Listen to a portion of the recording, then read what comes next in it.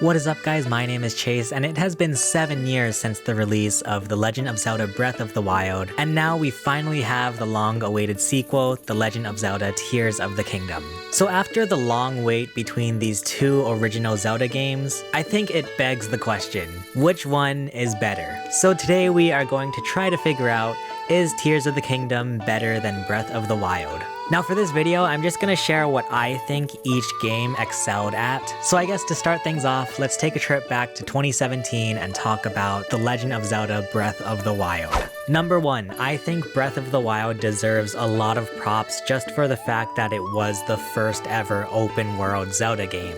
It was very exciting to finally get a Zelda game that felt almost like Skyrim. You were pretty much free to explore the entire world as you would like. And since this was the first Zelda game that had that open world aspect, I think it definitely had much more of a wow factor when it was first released. You know, it was the first time us Nintendo plebs actually got to experience an expansive world in Zelda. It felt like a really fresh and brand new concept to introduce to the Legend of Zelda games. Especially when we were getting all of the trailers and like all of the first gameplay looks. It was so exciting to see everybody's reactions to this brand new take on Zelda. And playing Breath of the Wild for the first time, it was just so overwhelming and like so exciting to be able to explore this massive world. So the fact that Breath of the Wild did it first, I think that scores this game some extra points.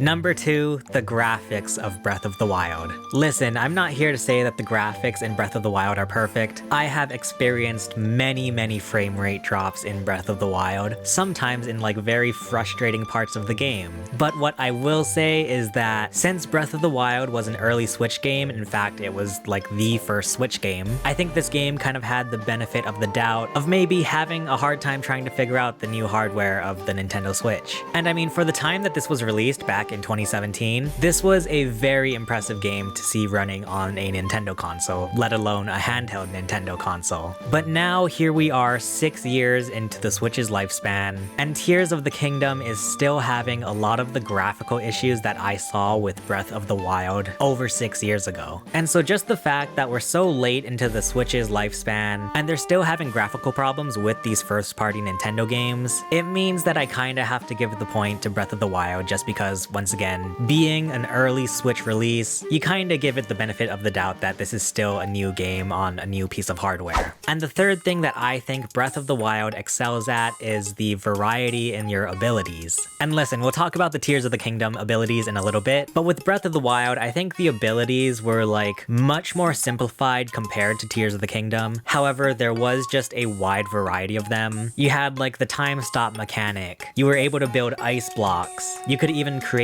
bombs on the fly. There was a lot of different abilities in Breath of the Wild, and maybe that just means they were still trying to like experiment with this new way of making a Zelda game, and I could see whether or not this is a good thing will depend on you, but at the very least I can say that there is a wide variety of abilities. So if you're more of like a quantity over quality type of person, Breath of the Wild certainly delivers that in its abilities. So those are 3 things that I think Breath of the Wild excels at. Now let's talk about Tears of the Kingdom. Number 1, I obviously just have to say how massive the map is in Tears of the Kingdom. And I guess maybe that is to be expected since this is the sequel, but basically Tears of the Kingdom just builds upon the map that is already established in Breath of the Wild. So obviously in Breath of the Wild you could explore Hyrule, you know, all the mountains and cliffs and all the deserts and everything that there was to offer. But now in Tears of the Kingdom you have 2 brand new maps, the sky level and the depths. So it's basically tripling the map that you can explore from Breath of the Wild in Tears of the Kingdom.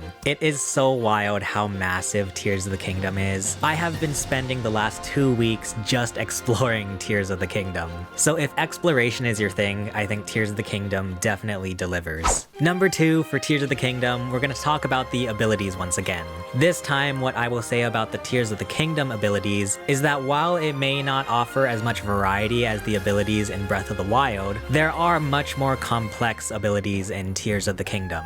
In Breath of the Wild, you had a lot of different abilities, but they pretty much had like one use case or like one way to use them. In Tears of the Kingdom, it feels like there are a less number of abilities, but the use cases and the many different ways you can use the abilities is much greater than Breath of the Wild. For example, something like Ultra Hand. You can use Ultra Hand in many different ways, including just moving objects around, and obviously you can stick objects together. Combining that with the new Zonai devices, it just completely opens up this ability to your imagination. So with Tears of the Kingdom, I feel like the abilities are much more complex. So once again, depending on whether you want more abilities or just more complex abilities, I guess that's up to you to decide. And then finally, the third thing that I think Tears of the Kingdom excels at is just the overall story and characters. Now obviously, no spoilers here, but what I will say is that Tears of the Kingdom offers much more story than I think Breath of the Wild does. And for me, what I think really helps with that is just the reintroduction of traditional dungeons. Once again, I'll try to keep things kind of vague here, but with Tears of the Kingdom, you now explore dungeons rather than the divine beasts in Breath of the Wild. And in each of these dungeons, you are introduced to a new partner that you can bring along throughout the dungeon.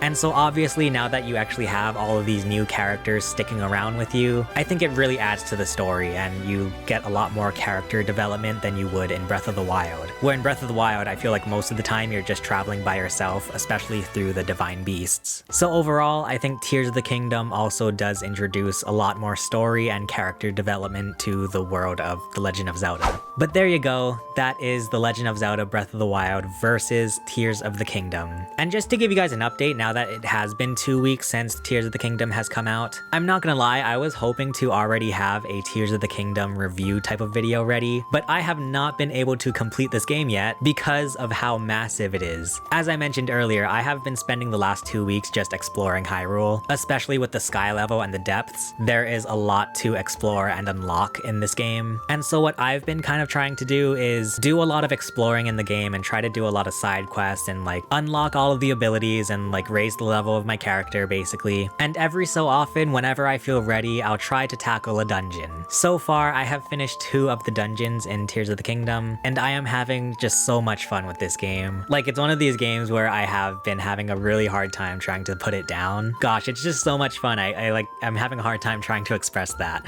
So there's my 2-week update with Tears of the Kingdom. But let me know in the comments, which one do you guys think is better, Tears of the Kingdom or Breath of the Wild? If you want to watch my video of things to do in Tears of the Kingdom, feel free to check it out below. For now, thank you so much for watching. My name is Chase, and I will see you guys again soon. Bye.